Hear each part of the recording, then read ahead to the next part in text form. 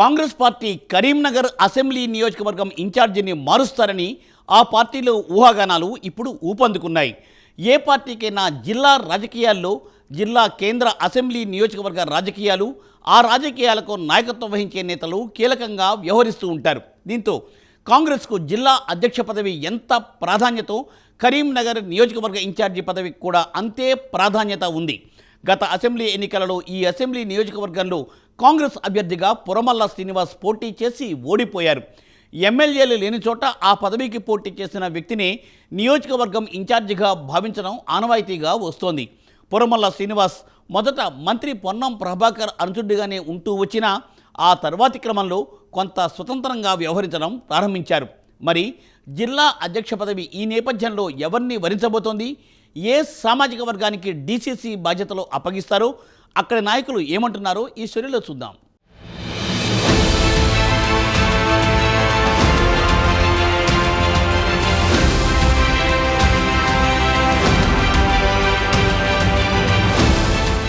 Karimnagar parliament నియోజకవర్గ ఇన్ఛార్జిగా Velichala Rajender Rao, assembly నియోజకవర్గ ఇన్ఛార్జి పురుమల్ల శ్రీనివాస్ ఉన్నారు.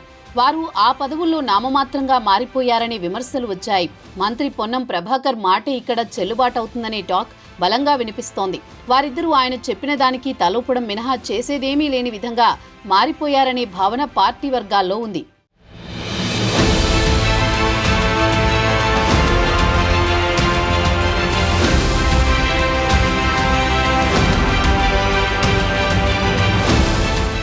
ఈ పరిస్థితి నుంచి బయటపడి పురమల్ల నామినేటెడ్ పదవుల విషయంలో తాను కొందరి పేర్లను ప్రతిపాదించారు. ఈ మేరకు జాబితాను తయారు చేసి ఉమ్మడి జిల్లా ఇన్ఛార్జి మంత్రి ఉత్తమ్ కుమార్ రెడ్డికి సమర్పించారు. మరికొన్ని విషయాల్లోనూ ఆయన ఇలాగే వ్యవహరించడం జిల్లా మంత్రి పొన్నంకు ఆగ్రహం కలిగించారని సమాచారం. డీసీసీ కార్యాలయంలో నియోజకవర్గ నాయకులు, ముఖ్య కార్యకర్తలతో సమావేశం ఏర్పాటు చేశారు. తాను నియోజకవర్గ ఇన్ఛార్జిగా ఉన్నా తనను మాత్రం ఏమాత్రం సంప్రదించకుండా నిధులు తదితర కేటాయింపులు చేస్తూ మంత్రి పొన్నం ఏకపక్షంగా వ్యవహరిస్తున్నారని విమర్శించారు. పర్యటన విషయాలు తనకు సమాచారం ఇవ్వడం లేదని, ఇసుక కాంట్రాక్టులు, పార్కు నిర్వహణ కాంట్రాక్టు తనకు కావలసిన వారికి ఇప్పించుకున్నారని ఆరోపించారు.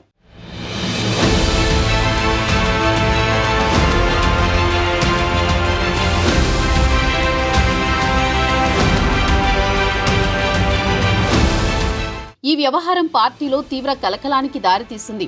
ఈ వ్యవహారంపై కొందరు నియోజకవర్గ నాయకులు టీపీసీసీకి సైతం ఫిర్యాదు చేశారు. టీపీసీసీ క్రమశిక్షణా కమిటీ పురుమల్ల శ్రీనివాస్కు షోకాజ్ నోటీస్ జారీ చేసింది.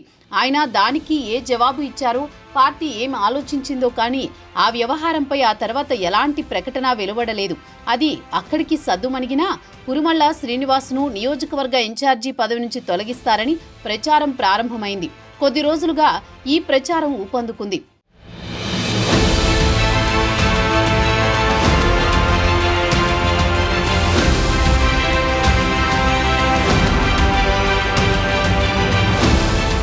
కరీంనగర్ నియోజకవర్గ ఇన్ఛార్జి పదవికి పలువురి పేర్లు తెరపైకి వచ్చాయి. పార్లమెంటు నియోజకవర్గ ఇన్ఛార్జిగా ఉన్న వెలిచాల రాజేందర్రావు, సుడా చైర్మన్ కోమటిరెడ్డి నరేందర్ రెడ్డి, పీసీసీ కార్యదర్శి అంజన్ కుమార్, ఇటీవల పట్టభద్రుల ఎమ్మెల్సీ ఎన్నికల్లో పోటీ చేసి ఓడిపోయిన వి నరేందర్ రెడ్డి పేర్లు పరిశీలనలో ఉన్నట్టు చెబుతున్నారు.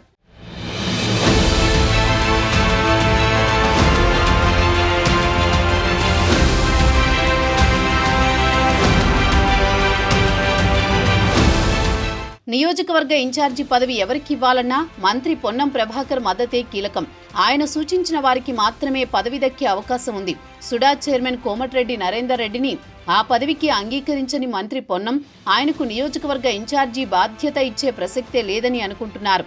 అంజన్ కుమార్, వి నరేందర్ రెడ్డి విషయంలోనూ మంత్రి పొన్నం ప్రభాకర్కు అంత సానుకూల అభిప్రాయం లేదని, రాజేందర్రావు పేరును ఆయన అంగీకరించవచ్చని అంటున్నారు. బీసీ సామాజిక వర్గానికి చెందిన నియోజకవర్గ ఇన్ఛార్జిని తొలగించి ఓసీ సామాజిక వర్గానికి చెందిన రాజేందర్రావుకు అవకాశం కల్పిస్తే మంత్రి పొన్నం బీసీ నేతగా అపఖ్యాతిని ఎదుర్కోవాల్సి వస్తుందని పార్టీ నేతలు చర్చించుకుంటున్నారు.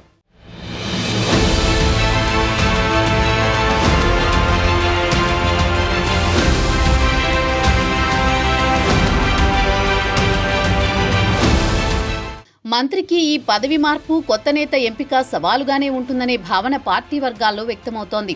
మరోవైపు నియోజకవర్గ ఇన్ఛార్జిగా ఉన్న పురుమల్ల శ్రీనివాస్ ఇప్పటి వరకు తాను ఒక ఎపిసోడ్ మాత్రమే చూపించానని, రెండో ఎపిసోడు, మూడో ఎపిసోడు కూడా ఉంటుందని వ్యాఖ్యానించడం చర్చనీయాంశంగా మారింది.